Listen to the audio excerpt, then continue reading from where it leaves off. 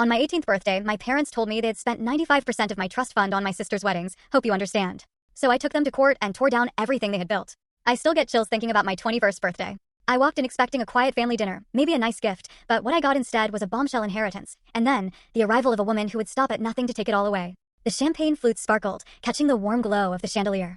My grandmother, Dorothy Whitfield, rose from her seat at the head of the polished mahogany table. She was 83, but she moved with this incredible, deliberate grace, the kind you see in someone who's spent 6 decades dominating boardrooms and closing deals that would make Fortune 500 executives sweat. Her silver hair was swept up, elegant, and the pearls around her neck were a wedding gift to my late grandfather back in 1962. I sat right next to her, my heart absolutely hammering against my ribs as the 20 or so guests went completely silent. My dad, Thomas, caught my eye from across the table, giving me a small, knowing smile. He'd been so cryptic all week about what Grandma had planned for my birthday, dodging my questions with vague remarks about patience.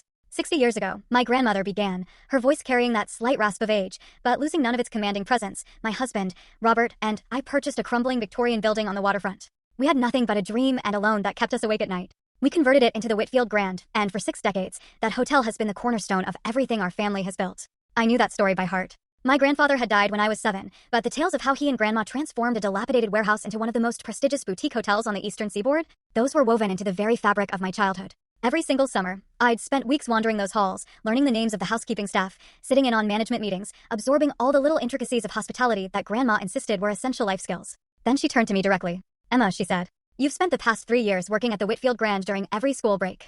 You started in housekeeping, moved to front desk operations, learned food and beverage management, and last summer, you even shadowed our general manager for 8 weeks. You never asked for special treatment because of your name. You earned every single promotion through merit." My cheeks flushed hot as the assembled guests murmured their approval. Grandma's friends and business associates filled the dining room of her Beacon Hill townhouse, along with my dad, my stepmother Linda, and my 2 half-siblings, the 14-year-old twins Oliver and Grace. Conspicuously absent, as always, was my mother, Valerie. Though honestly, I'd stopped expecting her presence at family gatherings years ago. "The hotel is valued at $50 million, according to the most recent appraisal," my grandmother continued, and the room went absolutely, chillingly still. "As of today, I am transferring full ownership to my granddaughter, Emma Whitfield. Happy 21st birthday, my darling." The silence stretched, 3 heartbeats long, before it shattered into applause and gasps of surprise. My dad was already on his feet, crossing to embrace me, his eyes suspiciously bright. But I was frozen in my chair, unable to process what I had just heard. "Grandma," I finally managed, my voice cracking, I can't possibly accept this. The hotel should go to Dad, or at least stay in a family trust until your father and I have discussed this extensively," she interrupted, waving her hand dismissively. "Thomas has his architectural firm, his investments, and absolutely no desire to run a hotel.